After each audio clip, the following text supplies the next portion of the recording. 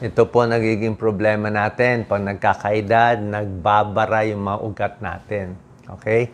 Barado yung ugat sa paa, mapapansin nyo, marami ring varicose, barado ugat sa kamay. Pag tumatanda, hindi maiwasan talaga. May bara-bara sa ugat sa puso, sa leeg, sa utak, delikado po.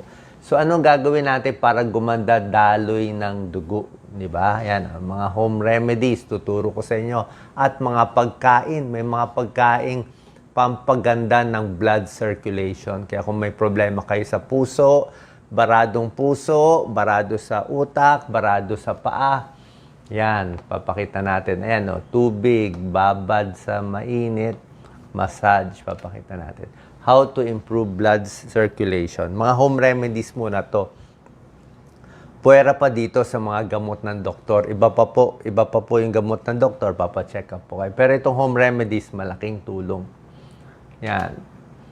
Basic lang naman, syempre, ito basic lang muna. Tigil sigarilyo, yan, di ba? Tama lang ang timbang, iinom ng maraming tubig kasi pag dehydrated tayo, kulang sa tubig, mas kulang yung yung daloy ng dugo, mas malapot yung dugo. So pag dehydrated ka, kulang ka sa tubig, hindi maganda, mas namamaga ang katawan. At bawas stress. Pag stress kasi yan na nakakabara ng ugat natin tumataas yung cortisol level. So pakita natin yung steps para lumuwag ang mga arteries natin. Ayan, no, lakad. Maglalakad-lakad ka lang, 30 minutes in a day, brisk walking, makita nyo, gaganda yung daloy ng dugo sa paa. Tapos, yung mga manas-manas, mababawasan kasi nagpa-pump itong binti natin. Pag nag-pump yan, kung may varicose veins kayo, yung mga naiipon na dugo sa varicose veins, aakyat yan sa puso. So, maganda. Circulation sa puso, circulation sa utak, gaganda, walking. Kaya nga ang tip natin, di ba? Galaw-galaw para hindi pumanaw. Gumanda circulation. Massage, malaking tulong. Mapapansin nyo, magpapamassage kayo. Baka meron kayong mahanap na murang massage, yung marunong mag-massage. Gentle massage, may tulong yan sa blood circulation. Kasi pag ginagalaw yung balat, namumula-mula yan na-stimulate. Ang maganda lang sa massage, dapat laging pataas. Pataas lang, lalo na sa paa, sa binti. Pataas lang lagi ang massage para yung mga dugo umakyat. Okay? Ayaw mo yung massage pababa. Mas gusto mo pataas para yung mga varicose veins liliit. Another way para sa manas, para may sa mga varicose veins, namamaga yung paa sa hapon, mabigat ang paa sa hapon. Para gumanda blood circulation, tinataas yung paa. Pwede nyo to gawin sa tanghali, kung may time kayo, sa tanghali, kung may break kayo, 30 minutes lang. 15 minutes lang, may tulong na. Actually, kung kaya mo itaas yung paa sa harap ng dingding, kung may dingding dito, kung mas mataas pa, mas maganda Kung kaya mo 45 degrees, pwede.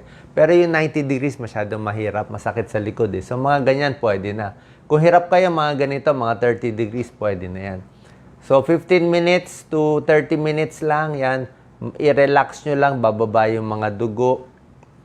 Liliit yung manas, malaking tulong. So, yung dugo, babalik, imbis na ma-imbak dyan. Actually, after this, maiihi kayo. Parang nagmamassage na rin yan Kung meron pa nagmamassage pataas, mas maganda pa. Matatanggal agad yung manas. Healthy foods, high fiber. Pag high fiber kakainin natin, maganda yan sa digestion. Mas maganda pag dumi natin, hindi tayo masyado iire. Pag masyadong umiire, yan ang prone ma-heart attack. Bawal sa may sakit sa puso, yung malakas umiri. Ulitin ko Pag may sakit sa puso, bawal umiri ng malakas.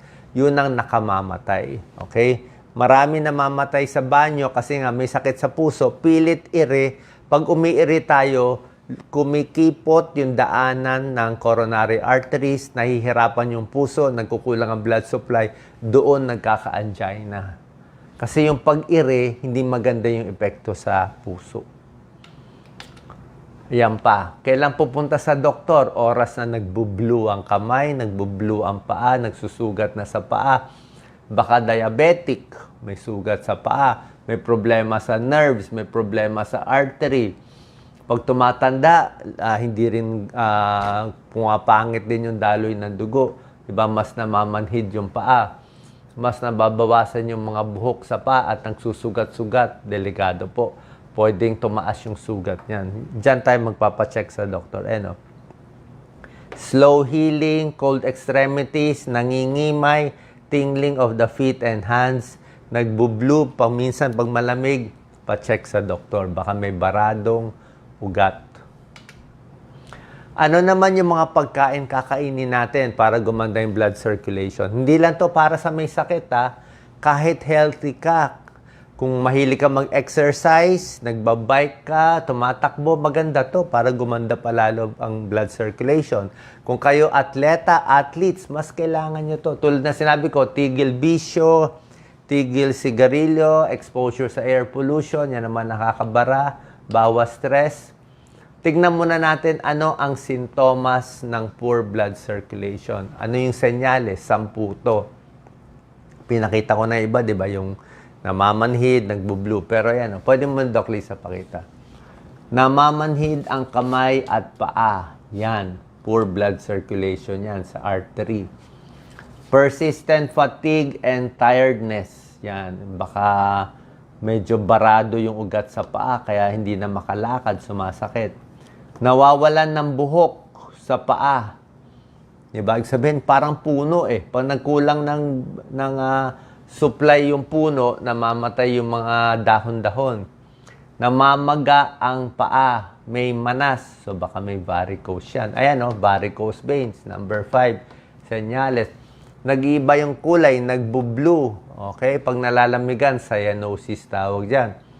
Malamig ang kamay, malamig ang paa. Ibig sabihin, kulang yung blood supply, kaya lumalamig. Erectile dysfunction, okay? Impotence, hindi na ayaw na tumigas si Manoy kasi nga, hindi lang artery sa paa ang barado, pati artery sa ari nagbabara. Erectile dysfunction. Kung barado sa puso na artery, sasakit ang dibdib, heart attack. Kung barado sa utak, pwede ma-stroke. Mahina ang immune system, mabagal ang paghilom ng mga sugat-sugat. Ibig sabihin, kulang din sa blood supply. So, ang tawag sa mga sakit na yan, marami. Kung artery, peripheral artery disease. Pag vein, varicose veins. Pag peripheral artery disease, lumilit yung mga artery. Bakit? Diabetes, isa. Overweight. Pag overweight, mas nahihirapan yung katawan. Pwede rin aging, tumatanda. Pwede rin smoking. Smoking lang, So, may mga gamot, papacheck up tayo sa doktor. May gamot na pampalabnaw. Yung mga aspirin at iba pa, meron pang ibibigay mga doktor, mga clopidogrel. Pero reseta yan ng doktor, hindi ko ipapayo sa inyo yon. Diba? Yung doktor na, bilang internist cardiologist, nire-reseta ko. Pero gusto muna natin home remedies Kung di naman malala, baka makuha na nito. Tsaka ito, walang side effect. Yung gamot, posible pa magka-side effect. Aspirin, maganda, pero pwedeng dumugo ang tiyan mo doon. Diba? Kaya bahala ang doktor i-weigh ang pros and cons. Ano yung mga 12 foods na pampaganda ng blood circulation? Bawang. Okay? Napakaganda ang bawang. May allicin, yan ang component niya. Pampaganda ng blood flow. Blood pressure, medyo bababa. Pati cholesterol, maganda rin. Gumaganda blood flow. Pero, wag lang masyadong matapang. Wag din masyadong hilaw, pwede naman kumain. Medyo lutuin lang konti, wag lang sunog. Tsaka dapat may kasamang pagkain. Kasi kung puro bawang lang kakainin mo, walang laman ng tiyan, baka ma-ulcer ka naman. Mahapdi rin sa tiyan. Next, sibuyas. Sibuyas, maganda sa puso yan. May mga pag-aaral, good for circulation sa arteries and veins. May isang 30-day study, pag binagyan ng sibuyas, mas luluwag yung blood flow sa mga ugat. Meron ding anti-inflammatory, iwas pamamaga. So, yan mga spices na maganda, garlic and onion. Health benefits of onions. Green leafy vegetables, lahat ng gulay, high fiber, maganda yan. Pampapayat, hindi mataas sa calories, At ang mga gulay tulad ng spinach at kangkong at iba pa, mataas siya sa nitrates, tumataas ang nitric oxide. Maganda po yung nitric oxide. Nitric oxide, pampaluwag ng circulation ng mga blood vessels natin, ng ugat. Pampaganda ng blood flow. May pag-aaral po yan.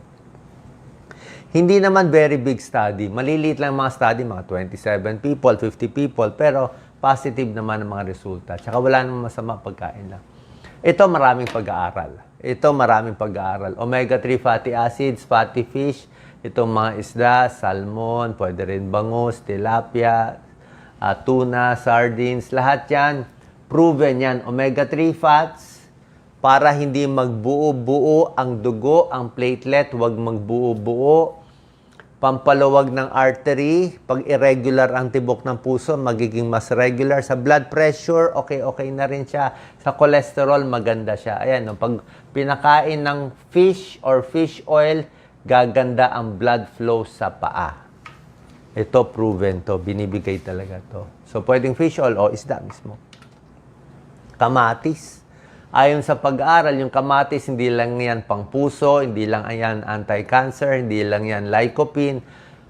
Nilalabanan niya yung activity ng ACE, angiotensin converting enzyme, para siyang gamot, para siyang ACE inhibitor. So, pag kinontra niya activity nitong enzyme na to na tawag ay ACE, mas luluwag ang mga ugat. Actually, mas bababa ang blood pressure konti. Maganda rin siya. Turmeric, luyang dilaw, meron siyang curcumin.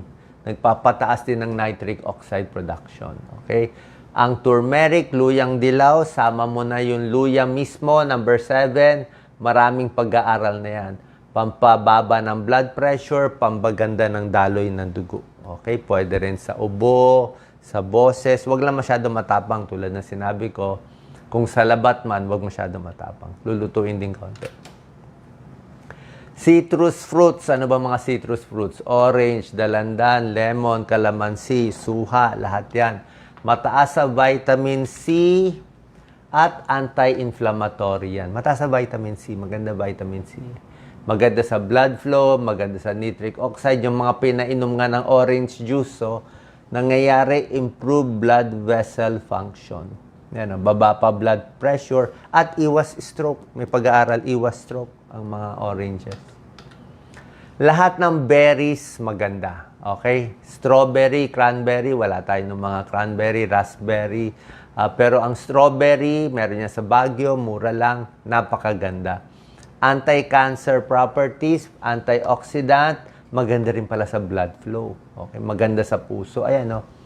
Bawas pagbubuo ng platelet, bawas sa inflammation sa katawan.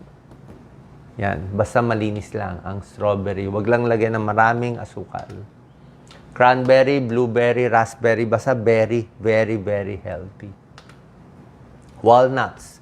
Sa maraming mga mani, ito ang magandang mani. Mahal lang eh. Pero napakagandang walnuts, lalo na yung hindi maalat, meron siyang L-arginine, ALA, vitamin E, pang nitric oxide din yan. Maganda sa blood pressure, blood vessel, bawas pamamaga. Maraming benefits ang nuts. Ang daming vitamins, ang daming minerals, isang dakot everyday, high protein pa yan. Sobra ganda. Sili, pepper, capsaicin. Okay? Ito depende kung kaya nyo. Yung ako, hindi ko kaya. Kailangan siguro after meals o konti lang. Sama lang sa pagkain. Pero yung sili mismo na capsaicin, pampataas talaga yan ng nitric oxide, pampaganda ng blood flow. Ang capsaicin ng sili, nilalagay yan sa maraming pain ointment. Yung iba nga pinapahid, masakit ang tuhod, masakit ang siko, pinapahid. Bakit nawawala ang kirot pag pinapahid itong sili sa mga kasukasuan? Kasi nga, pinapa-improve niya blood flow. So, pag pinahid mo dito, gaganda yung blood flow. Pag gumanda yung blood flow, yung mga maga-maga dito, yung mga dumi-dumi ng katawan, mas natatanggal. Okay? It increases blood flow doon sa part na pinahiran, kaya maganda. Pag kinain mo, maganda rin. Huwag lang masyadong maanghang, baka hindi nyo kaya. Ang kalaban lang naman dito, baka ma-ulcer kayo kung matapang masyado. Kaya konti-konti lang. Cinnamon, hindi ganun ka-common sa atin, pero maraming pag-aaral din. Meron mga animal studies. Maganda siya for diabetes at blood pressure. Maganda rin sa blood flow. Okay? Sana po nakatulong itong mga tips natin para gumanda daloy ng dugo. Pa-check po tayo sa doktor kung may mga problema sa puso, may mga dagdag gamot pa yan sa blood pressure, sa diabetes, para sa ugat. Pero itong mga remedies natin, kailangan nyo gawin. Inom ng maraming tubig, 8 to 10 glasses, massage, exercise, malaking tulong po yan. God bless po.